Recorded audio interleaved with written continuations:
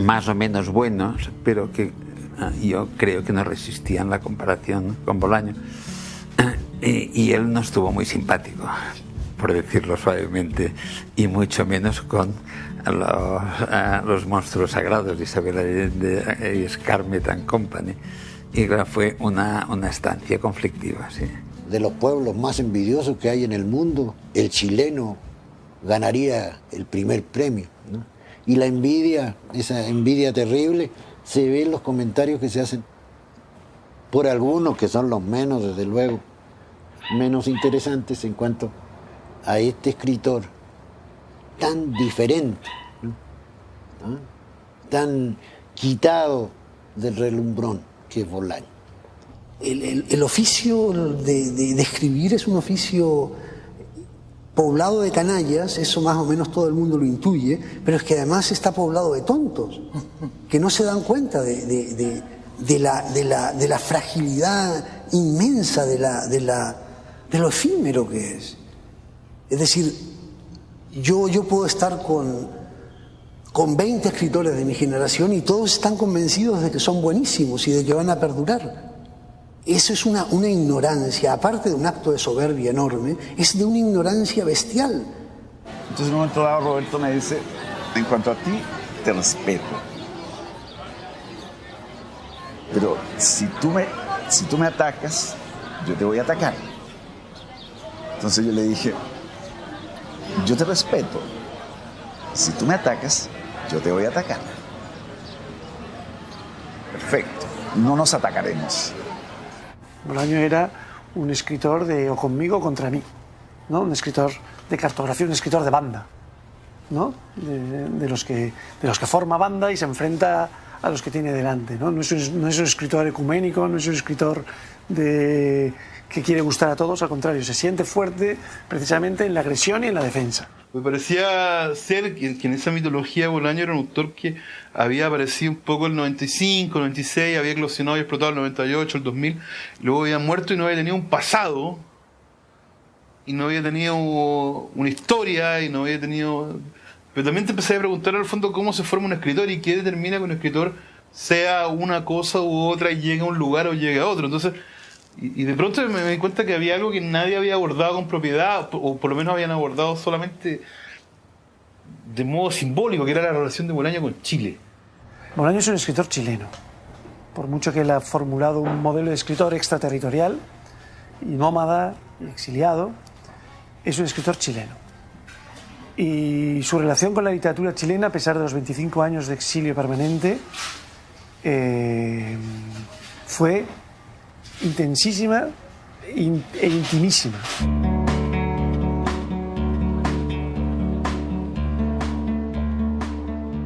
Decidimos como editorial, con Bartolo Ortiz, que en ese momento era gerente, editar una novela, una pequeña novela que tenía Roberto que se llamaba La pista de hielo.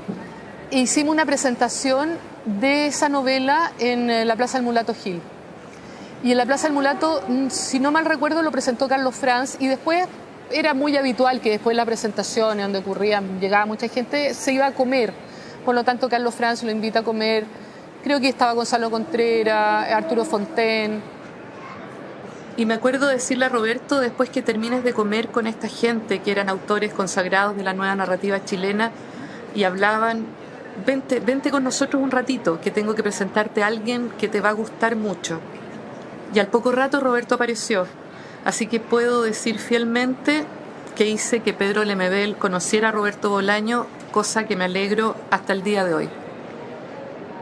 Y eso fue el comienzo de una hermosa amistad, como dice la frase cliché, pero sin lugar a dudas esos dos se enamoraron. Así Roberto encontró que Pedro había sido el gran descubrimiento, aparte de visitar Chile después de 17, 20 años. Y de hecho Roberto intercedió a favor de Pedro para que Pedro fuera publicado en España con Herralde a través de Anagrama, y eso fue recíproco siempre.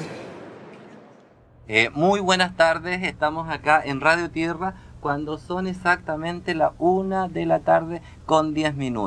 Usted está con Pedro Lemebel absolutamente en vivo y como tantas veces, ¿no es cierto?, con un invitado muy especial, un invitado a quien le tengo un cariño muy especial, muy grande. Él es el escritor Roberto Bolaños, que por estos días nos visita y está de invitado especial a la Feria Chilena del Libro, que se está realizando actualmente en la Estación Mapocho.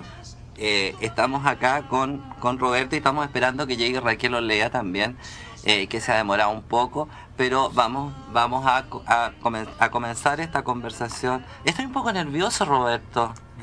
¿Ah? Que no me pasa nunca. Debe ser mi presencia. Debe ser tu presencia y tu aura. ¿Cómo te sentí en este papel, Roberto? ¿Ah? De súper entrevistado, de súper televisado, de súper.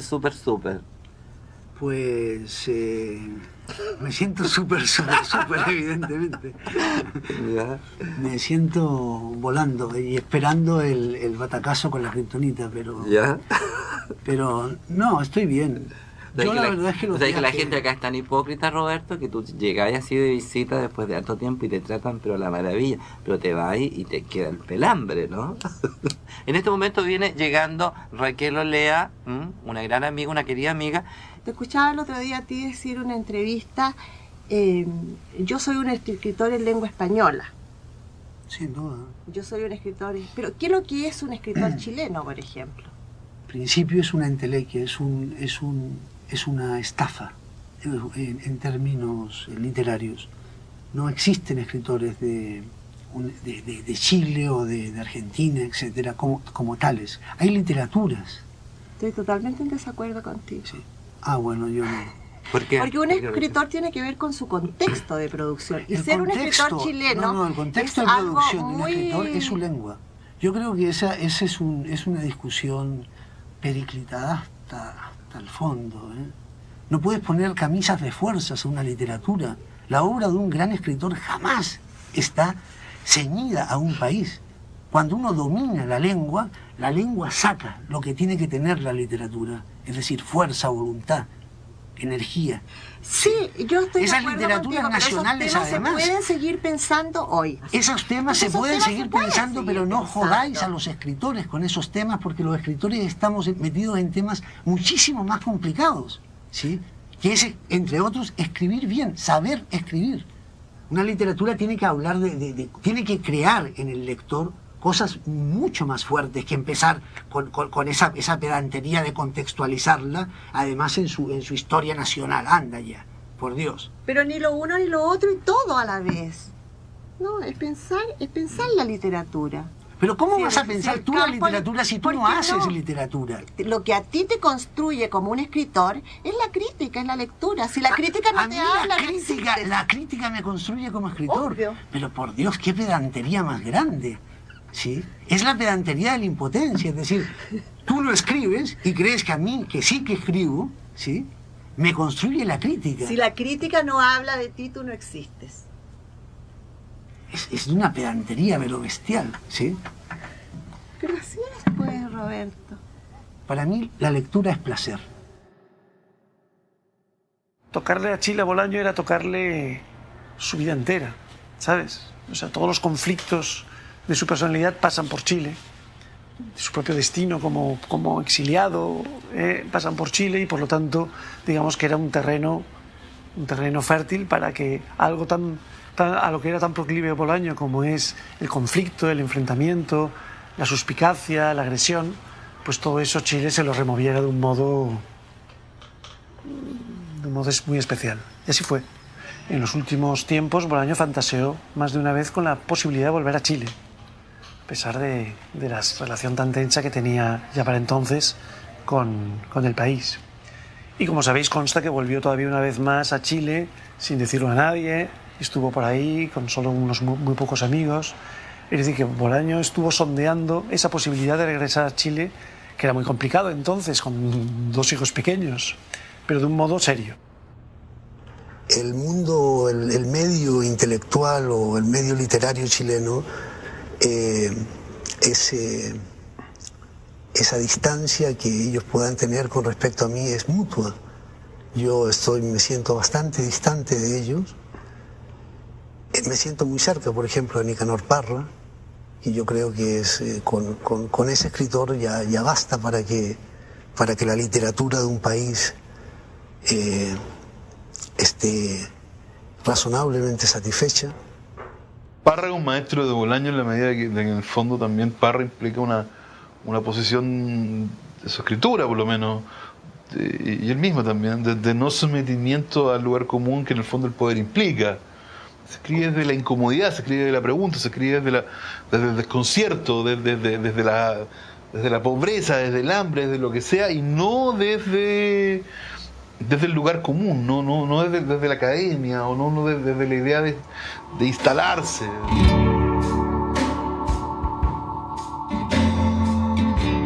No recuerdo exactamente qué fue lo que le dije, y me dice, eso es de Parra, me dice. Sí, le digo, eso es de Parra. Pero tú has leído a Parra, hombre, me dice.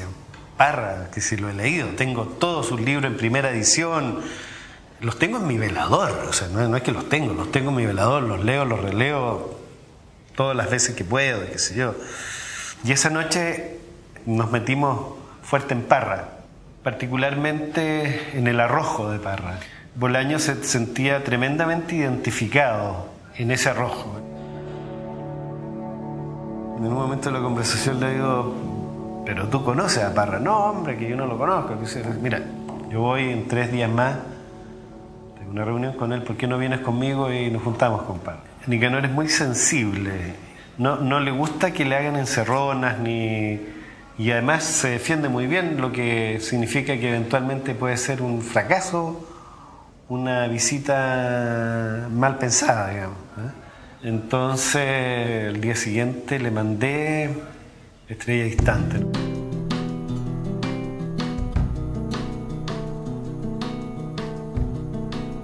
Llegamos a Las Cruces, toc toc la puerta, salió la Rosita, que era la nana de Nicanor, y de repente se sienten los pasos del segundo piso que nos bajando la escalera, aparece Nicanor. Nicanor hace un par de comentarios, como un profesional social, así, como un gato paseándose por unas ramas delgaditas. Imagínate que yo estoy ahí donde estás tú, acá está Roberto, me queda mirando y me dice, ¿cómo está Roberto? Yo le digo, bien, ahí con los cuerpos pintados, lo decía, está muy metido en eso, y Nicanor me queda mirando y me dice, Roberto. Y esa fue la llave dramática que abrió la conversación y la disparó, porque Bolaño casi se cayó de la silla con Roberto. Nicanor, que no lee actualmente literatura contemporánea, lo había leído, y no solo lo había leído, sino que en unos pocos minutos lo disecó, le decodificó todos los códigos a Bolaño. Que además muchos de los códigos tan muy inspirados en Parra, entonces para Parra era como un juego expandirse sobre esos códigos. Nos despedimos, no sé, a las 9, algo así, o 10. Nos subimos al auto y Bolaño, mudo, abrió la ventana, fumaba, no verdad, pero fumaba compulsivamente, ¿eh? Y de repente me dice, qué fuerte. Me dice, si era Parra. Pensar que vamos a volver en unos años más y ya no va a estar Parra.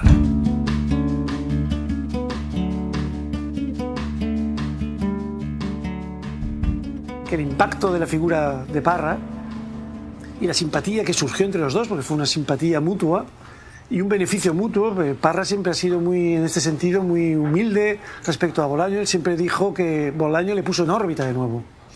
Es decir, que haber conocido a Bolaño y haber recibido los homenajes y la admiración pública de Bolaño hizo que mucha gente se interesara por Parra sin conocerlo.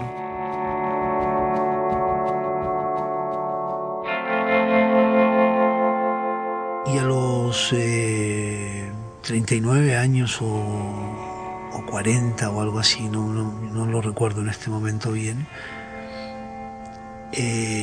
tuve esta enfermedad, tuve un ataque, ¿no? Una enfermedad,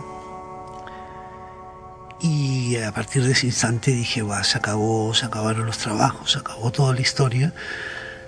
Trabajos que yo hice con mucha felicidad y que me enseñaron muchísimo, por otra parte. Pero a partir de ese momento dije, va, ahora me dedico solamente a vivir de lo que escriba. Pero él me decía que a él le gustaba mucho Philip Dick, entonces él tenía una sospecha muy Philip Dickiana de que él, cuando tuvo esa primera crisis hepática 10 años antes, había muerto en realidad, y que lo que estaba viviendo los 10 años después, que coinciden con sus 10 años de escritor constante y potente, eran los últimos segundos, ¿no? Que él sentía que no había pasado frente a sus ojos toda la vida vivida, sino que pasaba frente a sus ojos la vida que no iba a poder vivir. Y entonces yo le decía, Roberto, por eso me digo, es un poco desagradable de que me lo digas, porque entonces significa que yo soy un mero personaje tuyo, nada más, no tengo ninguna existencia real. Todos nosotros, Ignacio, yo, somos como fantasías tuyas. Y me acuerdo que me decía, bueno, Rodrigo, me dice, peor sería que fueras un personaje de Isabel Allende. Me dice, no te quejes, no. Hay destinos, me decía, destinos peores. Entonces me acuerdo que estábamos con este amigo, Alfredo Garófano, que tenía auto, y lo llevamos en el asiento de atrás, tendido, a Blanes, escuchando el nuevo disco de Dylan que acababa de salir, que debería ser Love and Theft, del 2001, por ahí. Y que él como que estaba en el asiento de atrás, iba como diciendo cosas, ¿no? Escuchaba a Dylan y soltaba como comentarios como alucinatorios, agonizando, ¿no? Yo le decía, Roberto, ya déjate de joder, por favor. Y decía de repente, una luz dorada me cubre y me envuelve en este momento, ¿no? Bob, Dylan, a ti me entrego, ¿no? Y nosotros, basta, Roberto, no jodas. Y de repente me acuerdo que se hace un silencio completamente ominoso pero sí, Roberto, era de noche, fue a las 7, 8 de la noche. Roberto, y no contestaba desde el asiento de atrás. Entonces nosotros empezamos a mirarnos así como de costado, Alfredo y yo, diciendo, José, se murió aquí en el automóvil, estamos llevando el cadáver de Roberto Bolaño. Decimos, Roberto, por favor, despiértate. Yo hacía así porque ni me atrevía a darme vuelta, y entonces de repente una mano cae así como en el asiento de adelante, completamente flácida, y estaba helada además. Yo decía, no puedo creerlo. Y después reaccionaba y decía, qué miedo, qué susto, Rodrigo, Y yo, ya basta, Roberto, por favor, con estas cosas. Así esas jugarretas todo el tiempo, ¿no?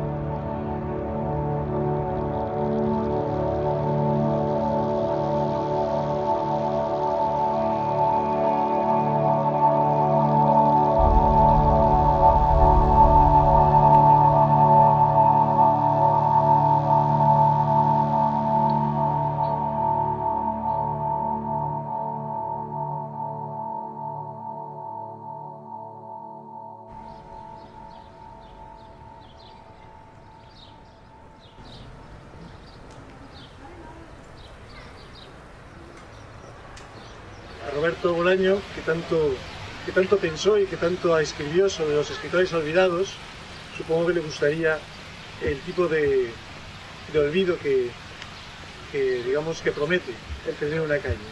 Le gustaría que dentro de 100 o 200 años, esas fantasías futuristas que a él le gustaba realizar, estoy seguro que le gustaría que por aquí hubieran colmados, hubieran cines, hubieran por supuesto casas, hubieran sobre todo bares, y que los niños y los jóvenes y los propios adultos dieran su dirección y pusieran Roberto Bolaño 25 o Roberto Bolaño 33 a tipo segunda, y que nadie supiera quién coño es Roberto Bolaño.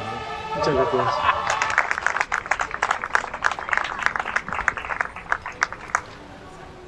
Hola.